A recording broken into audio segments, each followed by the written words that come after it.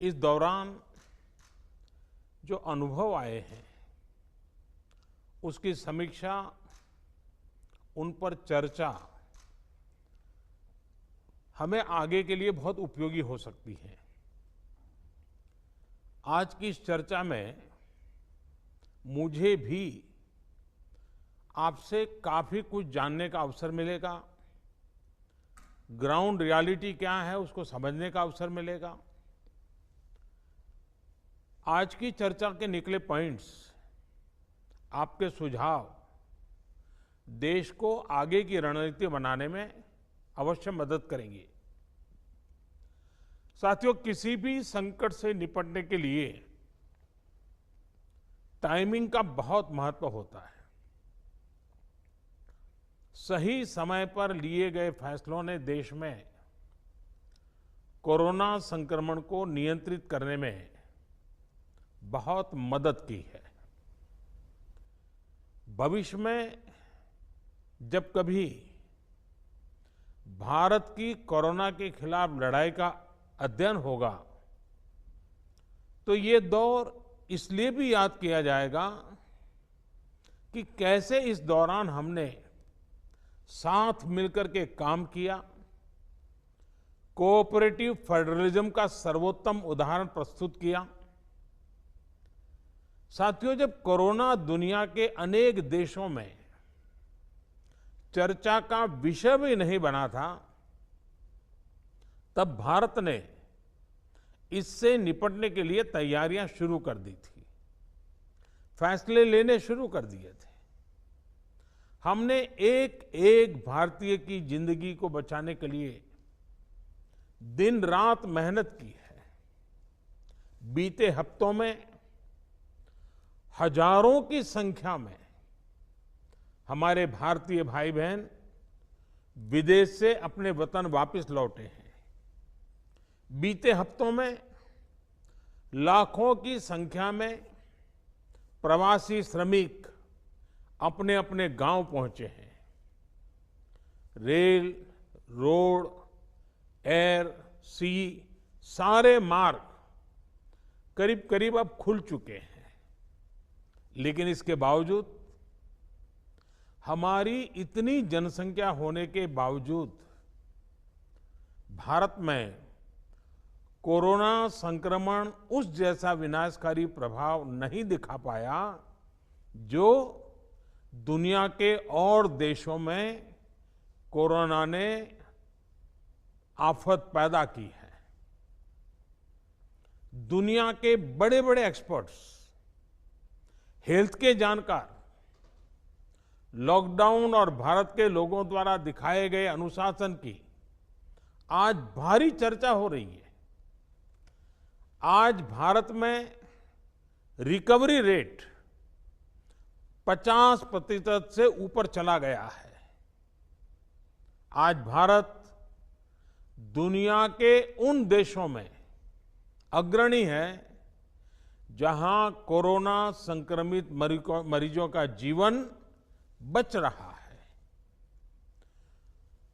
Corona से किसी की भी मृत्यु दुखद है।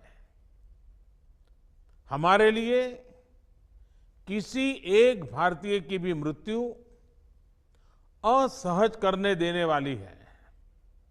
लेकिन ये भी सच है कि आज भारत दुनिया के उन देशों में है जहां कोरोना की वजह से सबसे कम मृत्यु हो रही है।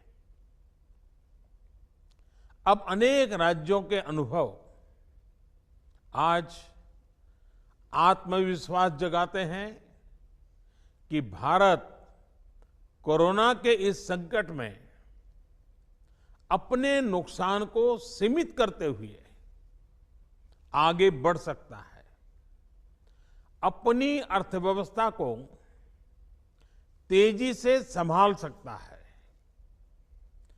साथियों, बीते 2 हफ्ते के अनलॉक 1 ने हमें एक बड़ा सबक ये भी दिया है कि अगर हम नियमों का पालन करते रहें सारे दिशा निर्देशों को मानते रहे तो कोरोना संकट से भारत को कम से कम नुकसान होगा। इसलिए मास्क या फेस कवर, उस पर बहुत ज्यादा जोर देना अनिवार्य है, आवश्यक है।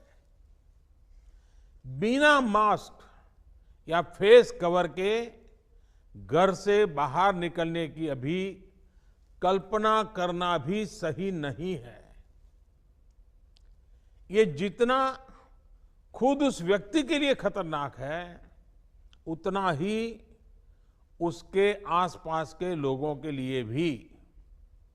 इसलिए 2 गज की दूरी का हमारा मंत्र हो, दिन में कई बार 20-20 सेकंड के लिए साबुन से हाथ धोने की बात हो, सैनिटाइजर का इस्तेमाल हो, ये सभी बहुत गंभीरता से किए जाने चाहिए। खुद की सुरक्षा के लिए, परिवार की सुरक्षा के लिए, विशेषकर घर के बच्चों और बुजुर्गों की सुरक्षा के लिए ये बहुत जरूरी है। अब तक लगभग सारे ऑफिसेस खुल चुके हैं। प्राइवेट सेक्टर में भी लोग ऑफिस जाने लगे हैं। बाजारों में, सड़कों पर भीड़ बढ़ने लगी है।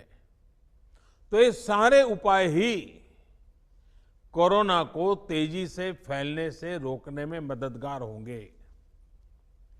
थोड़ी सी भी लापरवाही, थोड़ी सी भी ढिलाई,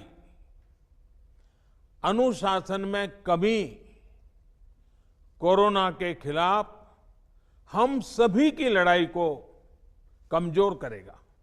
और इतने दिनों की जो तपस्या है, उस पर पानी फिर जाएगा। हमें इस बात का हमेशा ध्यान रखना है कि हम कोरोना को जितना रोक पाएंगे, उसका बढ़ना जितना रोक पाएंगे, उतना ही हमारी अर्थव्यवस्था खुलेगी, हमारे दफ्तर खुलेंगे, मार्केट खुलेंगे, ट्रांसपोर्ट के साधन खुलेंगे और उतने ही रोजगार के नए अवसर भी बनेंगे। साथियों, आने वाले दिनों में अलग अलग राज्यों में इकोनॉमिक एक्टिविटी का जिस तरह विस्तार होगा, उससे मिले अनुभव दूसरे राज्यों को भी बहुत लाभ पहुंचाएंगे। बीते कुछ हफ्तों के प्रयासों से हमारी अर्थव्यवस्था में ग्रीन शूट्स दिखने लगे हैं। पावर कंजम्पशन जो पहले घटता जा रहा था, वो अब बढ़ना शुरू हुआ है। इस साल मई में फर्टिलाइजर की सेल बीते साल मई की अपेक्षा 2 गुनी हुई है। इस बार खरीफ की बुआई बीते साल की अपेक्षा करीब 12-13% ज्यादा हुई है। 2 व्हीलर्स का प्रोडक्शन लॉकडाउन से पहले के स्तर का करीब करीब 70% तक पहुंच चुका है। रिटेल में डिजिटल पेमेंट भी लॉकडाउन से पहले की स्थिति में पहुंच चुका है। इतना ही नहीं, मई में टोल कलेक्शन में बढ़ोतरी होना इकोनॉमिक एक्टिविटी में वृद्धि को दिखाता है। लगातार 3 महीने तक एक्सपोर्ट में कमी के बाद जून में एक्सपोर्ट फिर से बाउंस बैक करके पिछले साल के प्री कोविड पीरियड में पहुंच गया है। ये तमाम संकेत है जो हमें प्रोत्साहित कर रहे हैं, आगे बढ़ने के लिए प्रेरित कर रहे हैं। साथियों, आप में से अधिकतर राज्यों में एग्रीकल्चर, हॉर्टिकल्चर, फिशरीज, और एमएसएमईज का हिस्सा बहुत बड़ा है। आत्मनिर्भर भारत अभियान के तहत बीते कुछ दिनों से इन तमाम सेक्टर्स के लिए अनेक प्रावधान किए गए हैं। एमएसएमईज को सपोर्ट करने के लिए अनेक फैसले हाल में लिए गए हैं। समयबद्ध तरीके से एमएसएमईज को बैंक से क्रेडिट दिलाने का प्रयास हो रहा है। 100 करोड़ रुपए तक के टर्नओवर वाले उद्योगों को 20% अतिरिक्त क्रेडिट के ऑटोमेटिक इंक्रीज का लाभ दिया गया है। अगर हम बैंकर्स कमिटीज के माध्यम से ये सुनिश्चित करेंगे कि उद्योगों को तेजी से क्रेडिट मिले, तो वो जल्द से जल्द काम शुरू कर पाएंगे, लोगों को रोजगार दे पाएंगे। साथियों, हमारे यहां जो स्मॉलर फैक्ट्रीज हैं, उन्हें गाइडेंस की, हैंड होल्डिंग की बड़ी जरूरत है। मुझे पता है आपके नेतृत्व में इस दिशा में काफी काम हो रहा है। ट्रेड और इंडस्ट्री अपनी पुरानी रफ्तार पकड़ सके, इसके लिए वैल्यू चेन्स पर भी हमें मिलकर काम करना होगा। राज्यों में जहां कहीं भी स्पेसिफिक इकोनॉमिक एक्टिविटी पॉइंट्स हैं, वहां 24 घंटे काम हो, सामानों की लोडिंग अनलोडिंग तेजी से हो, एक शहर से दूसरे शहर तक सामान जाने में स्थानीय स्तर पर किसी तरह की दिक्कत ना हो, तो इकोनॉमिक एक्टिविटी और तेजी से बढ़ेगी। साथियों, किसान के उत्पाद की मार्केटिंग के क्षेत्र में हाल में जो रिफॉर्म्स किए गए हैं, उससे भी किसानों को बहुत लाभ होगा। इससे किसानों को अपनी उपज बेचने के लिए नए विकल्प उपलब्ध होंगे, उनकी आय बढ़ेगी और खराब मौसम के कारण, स्टोरेज के अभाव के कारण उनको जो नुकसान होता था, उसे भी हम कम कर पाएंगे। जब किसान की आय बढ़ेगी तो निश्चित रूप से डिमांड भी बढ़ेगी और राज्य की अर्थव्यवस्था की गति भी बढ़ेगी। विशेष तौर पर नॉर्थ ईस्ट और हमारे आदिवासी इलाकों में फार्मिंग और हॉर्टिकल्चर, इसके लिए अनेक अवसर बनने वाले हैं। ऑर्गेनिक प्रोडक्ट्स हो, बाम्बू प्रोडक्ट्स हो, दूसरे ट्राइबल प्रोडक्ट्स हो, उनके लिए नए मार्केट का द्वार खुलने वाला है। लोकल प्रोडक्ट के लिए जिस क्लस्टर बेस्ड रणनीति की घोषणा की गई है, उसका भी लाभ हर राज्य को होगा। इसके लिए जरूरी है कि हम हर ब्लॉक, हर जिले में ऐसे प्रोडक्ट्स की पहचान करें जिनकी प्रोसेसिंग या मार्केटिंग करके एक बेहतर प्रोडक्ट हम देश और दुनिया के बाजार में उतार सकते हैं।